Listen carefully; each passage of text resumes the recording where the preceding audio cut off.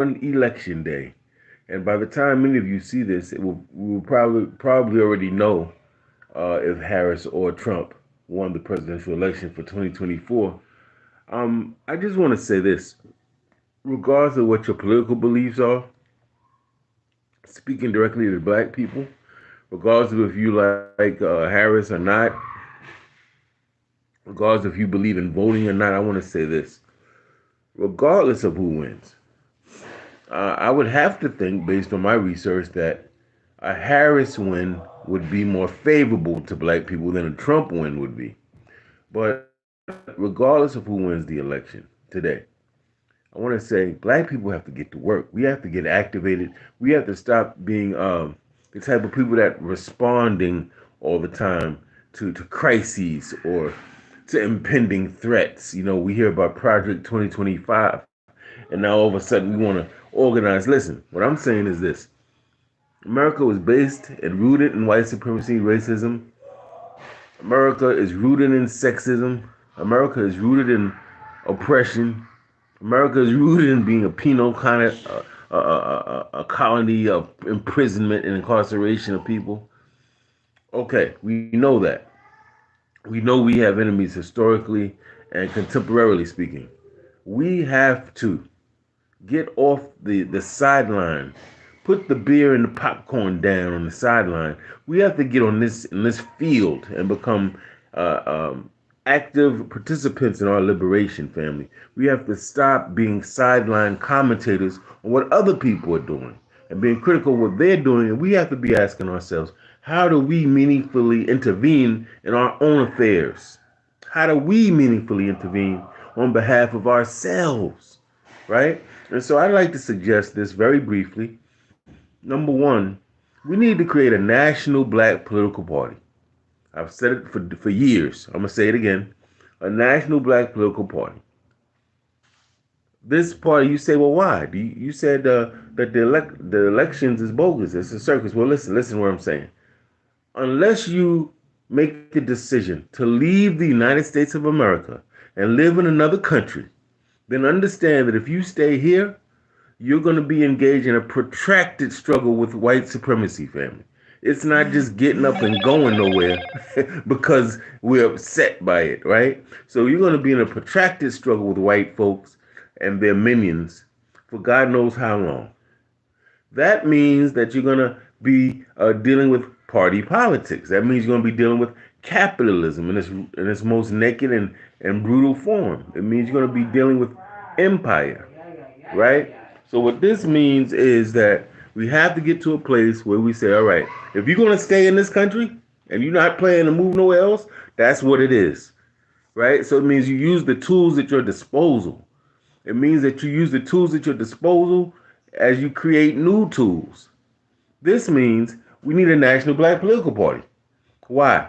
Number one, you would create your own national black agenda.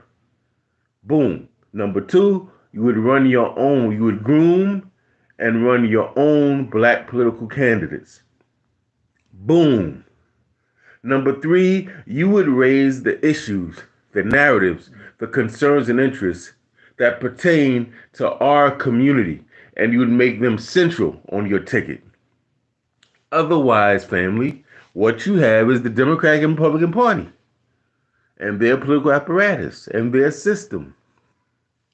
Just like you don't like what their news mediums are showing, then you can either stay in the position of I don't like what CBS and ABC and NBC are doing, or you can make the commitment and decision we're going to create independent black media networks. Family, it's the natural, logical position to take. It means by you forming a political party, it doesn't mean that you necessarily are believe the what some would say the illusion of inclusion. It means that you understand that it is a weapon, as Malcolm said. It's a tool. And if you're going to be in this country, that is a tool you need to become familiar with and you need to utilize as best we can. But the best way to do that is in our own national black political party, right? And we run our own candidates. Because at the very least and minimum, what would happen is we would raise issues, and the issues of importance to us would become national news. It would come out of the barbershops and the beauty salons and our living rooms conversations. It would become national news. We get on the radar in terms of those issues. At the minimum, you'd be grooming and raising a new generation of younger leaders. Teach them the ropes of community organizing, of canvassing and surveying communities, of doing community outreach, of how to raise issues and hold rallies and press conferences and all the things that community organizing entails, right? And then I'd like to say, regardless of who wins tonight, that there's some things that should always be on our radar. There are certain weapons or tools or tactics that we have historically used that still work. Family, still work. Direct action, community organizing, political education, building independent black institutions, radical journalism, radical scholarship, right? Building cooperatively owned economic enterprises. These are things we can still do regardless of who wins. But I want to say, do not get too caught up in if Sister Kamala wins. I think she certainly has a better package for us than Donald Trump does. But let's say she wins. Do not assume, as many of you did, unfortunately, when Barack Obama became president, many black people say, oh, we good now. No, you're not good now because he's beholden to interests that are not black. Right? So that means he has to do their bidding. Politics is a lot of quid pro quo. A lot of, you watch my back, I watch yours type of thing. A lot of patronage, a lot of favors. Right? So this is why he has Goldman Sachs was all up in his advisory board. Right? So you have to understand when people get at that level, you become president of a country, you're beholden to a lot of interests. You're beholden to the people who financed your campaign. You're beholden to your mentors, the people who kind of schooled you and taught you the ropes and made those introductions to you. And you're beholden to your party family. So you can't just be in the Democratic Party and jump out on some ledge and come up with cultivate or own issues, right? You have to do what is within your particular party, right? So a lot of us, Obama got elected. We say, oh, we good. America's post-racial. We got a black. So what? It doesn't matter. Black faces in high places by now, we should know, does not equate with power, does not move the needle in the way that so many of us need the needle moved. So it's important for us to understand if Kamala gets in, great for Kamala. Hopefully it's great for us. But we're going to organize no matter what. We're going to have a national black agenda. What do black people want in this country? And how are we going to go about getting it? An agenda and a strategy.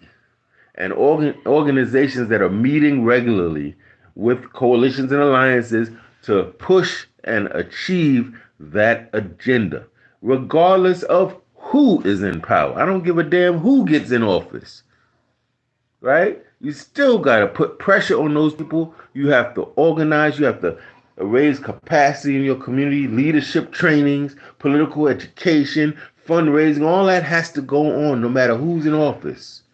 That's the way this game works. Now, if you're going to leave the country, then maybe this doesn't pertain to you. But those of you who are going to stay in this country, regardless of who wins the election, stuff ain't going to go away just because Kamala Harris is president, just because she's the first black female, black and Indian woman president. That doesn't mean that the problems naturally evaporate, family.